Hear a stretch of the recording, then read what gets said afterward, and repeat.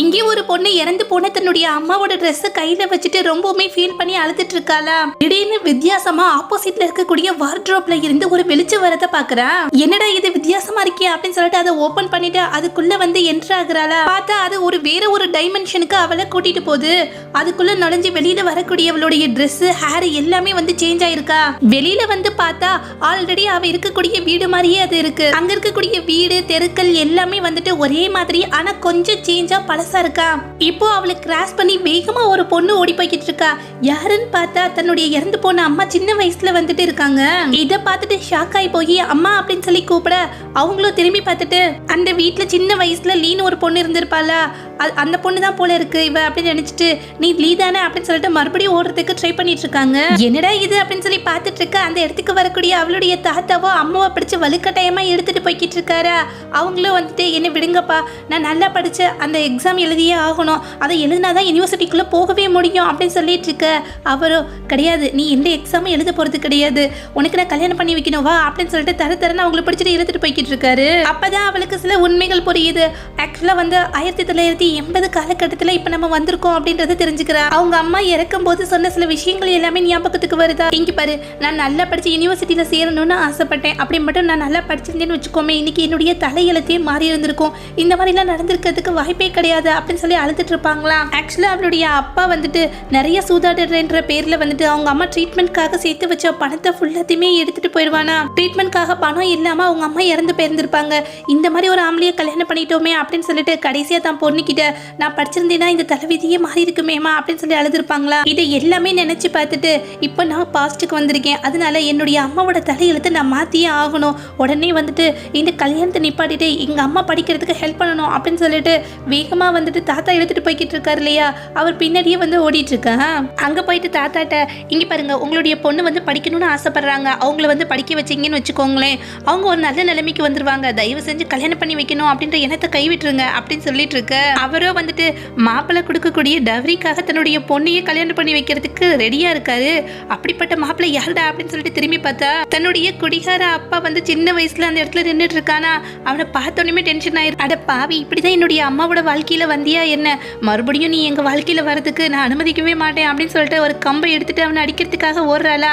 அவனும் யாருடா இந்த பொண்ணு புதுசா நம்மளை அடிக்கிறதுக்காக ஓடி வரலே அப்படின்னு சொல்லிட்டு அந்த இடத்த விட்டு பயந்து ஓடிட்டு இருக்கான். ஆனா தாத்தாவோ இருந்துகிட்டு நீ என்ன சொன்னாலும் சரி, என்னுடைய பொண்ணை வந்து நிச்சயமா அவனுக்கு தான் கல்யாணம் பண்ணி கொடுப்பேன் அப்படின்னு சொல்லிட்டு ஒத்த கால நின்றுட்டு இருக்காரா.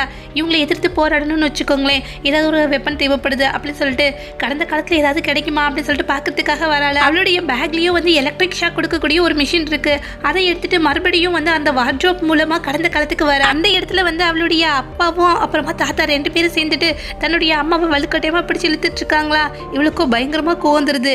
இங்க பாருங்க, மரியாதையா அவங்கள விட்டுருங்க அப்படின்னு சொல்லிட்டு அந்த எலக்ட்ரிக் ஷாக் எடுக்கக்கூடிய மிஷின் இருக்கு இல்லையா, அதை எடுத்து காமிச்சிட்டு இருக்கா. தாத்தாவோ யாருமா நீ பாக்குறதுக்கு சின்ன பொண்ணா இருக்கு, ஆனா டார்ச் லைட்டை கையில வச்சுட்டு விளையாண்டுட்டு இருக்க அப்படின்னு சொல்லிட்டு கிட்டக்க வர. இங்க பாருங்க, இது ஒன்னும் டார்ச் லைட் கிடையாது, மரியாதையா அவங்கள விட்டுருங்க, இல்லைன்னு வச்சுக்கோங்களேன் நடக்கிறதே வேற அப்படின்னு சொல்லிட்டு அதை ஆன் பண்றாளா. இப்ப தாத்தா என்ன பண்றாரு அப்படின்னா அதுக்கு வந்து டச் பண்ணா இப்ப அவருக்கும் வந்து ஷாக் அடிக்க ஆரம்பிச்சிருது. அவளுடைய சின்ன வயசு அப்பாவோ மாமா அவங்களுக்கு என்னாச்சு அப்படின்னு சொல்லிட்டு அவரை வந்து டச் பண்ணா இப்ப அவனுக்கும் ஷாக் அடிச்சு ரெண்டு பேருமே கீழே விழுந்துடுறாங்களா. இதுதான் சாக்கு அப்படின்னு சொல்லிட்டு அந்த இடத்துல நின்றுட்டு இருக்க தன்னுடைய அம்மாவை பிடிச்சு இழுத்துட்டு வாங்க, இனிமேல் வந்து கல்யாணத்துக்கான எந்த அவசியமும் இல்லை, நீங்க படிக்க போறீங்க அப்படின்னு சொல்லிட்டு சந்தோஷமா வந்துட்டு அம்மாவை கூப்பிட்டுட்டு ஓடி வந்துட்டு இருக்கா. தன்னோட அந்த பழைய வீட்டுக்கு அம்மாவை கூட்டிட்டு வந்துடுறாள். அங்க ஃபுல்லா நிறைய குப்பையா இருக்கு, அது ரெண்டு பேருமே சேர்ந்து கிளீன் பண்ணிட்டு இருக்காங்க. இப்ப தன்னுடைய அம்மாவை கொஞ்ச நேரம் வெளியில இருங்க அப்படின்னு சொல்லிட்டு திரும்பவும் அந்த வார்ட்ரோப் மூலமா வந்துட்டு பிரசன்ட்டுக்கு வரா. அங்க வீட்டுல இருக்கக்கூடிய அரிசி மூட, அதுக்கு பிறகு சில திங்ஸ் எல்லாத்தையும் எடுத்துட்டு வரலாம். இதெல்லாம் பார்த்துட்டு அவங்களுடைய சின்ன வயசு அம்மாவும் வந்துட்டு ரொம்ப சந்தோஷப்பட்டுட்டு இருக்காங்க. அம்மா அரிசி உனக்கு எப்படி கிடைச்சது, இந்த காலகட்டத்தில் அரிசி கிடைக்கிறது அப்படின்றது ரொம்ப கஷ்டமான விஷயமாச்சே அப்படின்னு சொல்ல அவளோ நீங்க எதுக்கு கவலைப்பட தேவையில்லை, நமக்கு வந்துட்டு தட்டுப்பாடே இல்லாம அரிசி கிடைக்கும் அப்படின்னு சொல்லிட்டு ஒரு கூல்ட்ரிங்க்ஸ் கொடுக்குறாளா. அதை வாங்கி குடிச்சு பார்த்துட்டு இது ரொம்ப டிஃப்ரெண்டா இருக்கு அப்படின்னு சொல்லிட்டு இருக்காங்க. இதை விட ஒரு முக்கியமான விஷயத்தை நான் காமிக்கிறேன் வாங்க அப்படின்னு சொல்லிட்டு ஒரு ரூம்குள்ள கூட்டிட்டு போறாளா. ஏகப்பட்ட புக்ஸ் இருக்கு, இது எல்லாத்தையும் நல்லா படிங்க, நிச்சயமா யூனிவர்சிட்டியில நீங்க வந்து எக்ஸாம் எழுதி பாஸ் ஆவீங்க அப்படின்னு சொல்ல அவங்களும் ரொம்ப சந்தோஷப்பட்டு இருக்காங்க. அப்பதான் அவங்களுக்கு ஒரு விஷயம் ஞாபகத்துக்கு வருது. அந்த எக்ஸாம் எழுதுறதுக்கு ஒரு ஹால் டிக்கெட் மாதிரி கொடுத்துருப்பாங்க, அது வந்து தன்னுடைய வீட்டில் இருக்கு அப்படின்னு சொல்ல, சரி கவலைப்படாதீங்க, நைட்டு போய் நம்ம யாருக்கு தெரியாம அதை எடுத்துட்டு வந்துடலாம் அப்படின்னு சொல்லிட்டு இப்ப தன்னுடைய சின்ன வயசு அம்மாவோட வந்து தன் தாத்தா வீட்டுக்கு அந்த ஹால் டிக்கெட் எடுக்கிறதுக்காக போறா. ராத்திரி டயத்துல யாருக்கு தெரியாம உள்ளுக்குள்ள போக அவரும் நல்லா தூங்கிட்டு இருக்காரா. இப்ப அவரை வந்து டைவர்ட் பண்ணிட்டு அந்த ஹால் டிக்கெட்டை எடுத்துட்டு வெளியில ஓடி வராங்க. பார்த்தா அந்த இடத்துல கடந்த காலத்தில் இவளுடைய அப்பாவுக்கு ஹெல்ப்புக்காக ஒருத்தர் இருப்பானா.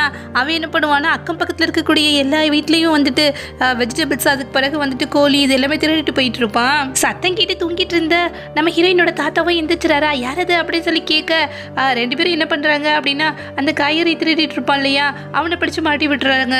அவரோ அடப்பாவி, இவ்வளோ நாளாக நீ தான் இதுக்கெல்லாம் காரணமா, எல்லாம் திருடு போதே அப்படின்னு சொல்லி பார்த்துட்டு இருந்தா, நீ தான் எடுத்துகிட்டு போறியா அப்படின்னு சொல்லிட்டு அவனை போட்டு அடித்து வெளுத்துட்டு இருக்காரா. பக்கத்தில் தான் பொண்ணு வந்து நின்றுட்டு இருக்கா அப்படின்றத கூட மறந்துட்டு அவனை போட்டு வெளுத்துட்டு இருக்க. அவங்க ரெண்டு பேரும் அந்த இடத்த விட்டு ஓடி போயிடுறாங்க. அதை ஒரு என்வலப்ல போட்டு அவங்க அம்மா கிட்டே கொடுக்க அவங்கள ரொம்ப ஆர்வமா எடுக்க வராங்களா. இப்போ வேண்டாம், நாளைக்கு காலையில எக்ஸாம் எழுத போறீங்க இல்லையா, அதுக்காக ஒரு செரிமோனி மாதிரி வைப்பேன், அது முடிஞ்சோடனே நீங்க எடுத்துக்கலாம் அப்படின்னு சொல்லிட்டு மறுநாள் காலையில் ரெண்டு பேரும் சேர்ந்து ஃபன் பண்ணிட்டு இருக்காங்களா. அந்த இடத்துக்கு அந்த பொண்ணோட அங்கிள் தன்னுடைய அம்மாவை பார்க்கறதுக்காக வரா. இப்போ பழைய விஷயங்கள் எல்லாத்தையும் நினைச்சு பார்த்துட்டு இருக்கா. அவங்க அம்மா உடம்பு முடியாம இருந்தப்ப இதே பர்சன் வந்துட்டு நம்ம ஹீரோயினோட கையில ஒரு ஏடிஎம் கார்டு கொடுத்துட்டு, இதுல கொஞ்சம் பணம் இருக்கு, இவங்களுடைய ட்ரீட்மெண்ட்காக யூஸ் பண்ணிக்கோ அப்படின்னு சொல்ல, அவ்வளோ வீணா இவ்வளோ பெரிய அமௌண்ட்டை வந்து நாங்கள் எப்படி திரும்பி கொடுக்குறது அப்படின்னு சொல்லி கேட்க, பரவாயில்ல இது நான் உங்களுக்கு பண்ணுற ஹெல்ப் மாதிரி நினச்சிக்கோ அப்படின்னு சொல்லிட்டு கொடுத்துட்டு போயிருந்திருப்பாரா. இப்போ யோசிச்சு பார்த்துட்டு இருக்கா, ஒருவேளை இவருக்கு கடந்த காலத்தில் என் அம்மா மேலே ஏதாவது அஃபெக்ஷன் இருந்துச்சு அப்படின்னா, இவரை என்னுடைய அம்மா கல்யாணம் பண்ணிக்கிட்டாங்கன்னா இவங்களுடைய தலையெழுத்தே மாறதுக்கு வாய்ப்பு இருக்கே அப்படின்னு சொல்லி யோசிச்சு பார்க்குறாள். அவன் வேற யாருமே கிடையாது, அவங்க அம்மாவோட கிளாஸ்மேட்டா, அதனால ஒரு புக்கு கொடுக்கறதுக்காக வந்திருப்பான். அந்த இடத்துல ரெண்டு கேர்ள்ஸும் சேர்ந்து செரிமோனி மாதிரியே வந்து ஃபன் பண்ணிட்டு இருப்பாங்களா. இதை பார்த்துட்டு என்னாச்சு உனக்கு கல்யாணம் ஆக போதா அப்படின்னு சொல்லிட்டு நம்ம ஹீரோயினோட அம்மாவை பார்த்து கேட்டுட்டு இருக்கானா. இல்லை, நேற்று அந்த பொறுக்கியை பார்த்தேன், ஆக்சுவலாக அந்த பொண்ணு ஒத்துக்கிறாளோ இல்லையோ, கண்டிப்பாக இந்த கல்யாணத்தை அவங்க அப்பா எனக்கு நடத்தி வச்சே தீர்வாரு அப்படின்னு சொல்லி பேசிட்டு இருந்தானா, அதனால தான் கேட்டுட்டு இருக்கேன் அப்படின்னு சொல்லிட்டு அவங்க அப்பா பற்றி பேசிட்டு இருப்பானா. நம்மளுடைய ஹீரோயினும் அந்த அங்கிள் கிட்ட, சரி ஒருவேளை வந்துட்டு இவங்க அந்த கேங்ஸ்டரை வந்து கல்யாணம் பண்ணிக்கிட்டா நீங்கள் என்ன பண்ணுவீங்க அப்படின்னு சொல்லி கேட்க, அவனும் ஆக்சுவலாக வந்து அவங்க அப்பா கல்யாணம் பண்ணி வைக்கணும்னு நினைக்கிற அவனும் வந்துட்டு ஒரு கெட்டவன், அவன்கிட்ட வந்து இந்த பொண்ணு மாட்டிக்கிறதுக்கு எனக்கு விருப்பமே கிடையாது, அதனால இவளை காப்பாற்றுறதுக்கு எதிர்த்து என்னால் என்ன முடியுமோ போராடுவேன் அப்படின்னு சொல்லிட்டு இருக்க. நம்மளுடைய ஹீரோயினும் மனசுக்குள்ளேயே, பரவாயில்ல இந்த அங்கிள் வந்துட்டு நம்ம அம்மா மேலே ஒரு நல்ல மதிப்பு வச்சிருக்காரு அப்படின்னு சொல்லிட்டு, சரி வாங்க முதல்ல நீங்கள் ரெண்டு பேருமே வந்துட்டு உங்களுடைய எக்ஸாமுக்கு கிளம்புங்க அப்படின்னு சொல்லிட்டு கூட்டிட்டு வராளா. பார்த்தா வந்து வர வழியிலேயே வந்துட்டு நம்ம ஹீரோயினோட தாத்தா, அதுக்கு பிறகு வந்து கடந்த கால லைஃப்ல இருக்கக்கூடிய அவளுடைய அப்பா ரெண்டு பேரோட சேர்ந்துட்டு அவங்கள அந்த இடத்துல பிடிக்கிறதுக்கு பிளான் பண்ணிட்டு இருக்காங்களா. நம்மளுடைய ஹீரோயினும் அந்த எலக்ட்ரிக் மிஷினை எடுத்துட்டு, இங்கே பாருங்க கிட்டக்க வந்தீங்கன்னு வச்சுக்கோங்களேன், மறுபடியும் வந்து ஷாக் அடிக்க வச்சிருவேன் அப்படின்னு சொல்லி மிரட்டிட்டு இருக்காளா. ஒருத்தர் வந்துட்டு இதில் இன்னும் பவர் இருக்கும் அப்படின்னு சொல்லிட்டு எனக்கு நம்பிக்கை இல்லை அப்படின்னு சொல்ல, அவளும் வந்துட்டு அப்படியா அப்படின்னு சொல்லிட்டு ஷாக் கொடுக்கறதுக்காக போறா. பார்த்தா அவன் சொன்ன மாதிரியே வந்துட்டு அதில் பவர் இல்லை, அதனால தன்னுடைய அம்மாவையும் அங்கிளையும் அந்த இடத்த விட்டு ஓடுங்க அப்படின்னு சொல்லிட்டு அவங்கள மடக்கிறதுக்கு வேற ஏதாவது பொருள் கிடைக்குமான்னு சொல்லிட்டு பார்ப்போம் அப்படின்னு சொல்லிட்டு மறுபடியும் பிரசன்ட்டுக்கே வந்துடுறேன். இன்னொரு பக்கம் சின்ன வயசுல இருக்கக்கூடிய அவளுடைய அம்மா அங்கிள் ரெண்டு பேருமே எக்ஸாம்காக வந்துட்டு அவங்ககிட்ட இருந்து தப்பிச்சு ஓடிட்டு இருக்காங்களா. ஒரு இடத்துல உழைஞ்சு நின்றுட்டு இருக்க. கரெக்டாக அந்த இடத்துக்கு ஃபர்ஸ்ட் லைஃப்ல இருக்கக்கூடிய அவளுடைய அப்பா வந்துடுறான். இப்போ அவங்கள மடக்கி பிடிச்சிட்டு, உனக்கு எவ்வளோ தைரியம் இருந்தால் என்னுடைய வருங்கால ஒய்ஃபையே வந்துட்டு எங்கிருந்து பிரித்து கூட்டிகிட்டு போகிற, மரியாதையை ஓடி போட அப்படின்னு சொல்லிட்டு இருக்கேன். தாத்தாவோ வந்துட்டு, டே பொடிப்பையில் என்னுடைய பொண்ணை விட்டுட்டு மரியாதையை இங்கேருந்து ஓடி போயிடு அப்படின்னு சொல்லிட்டு தன் பொண்ணை பிடிச்சி இழுத்துட்டு இருக்காரா. உனக்கு எவ்வளோ தைரியம் இருந்தால் இங்கேருந்து ஓடி போவா அப்படின்னு சொல்ல, அவங்களும் வந்துட்டு இந்த எக்ஸாம் நான் எழுதியே ஆகணும், தயவு செஞ்சு விடுங்கப்பா அப்படின்னு சொல்லி அழுத்துட்டு இருக்காங்களா. இப்போ அந்த இடத்துக்கு வரக்கூடிய நம்மளுடைய ஹீரோயினும் ஒரு பொருள் எடுத்து காமிச்சிட்டு இருக்காள.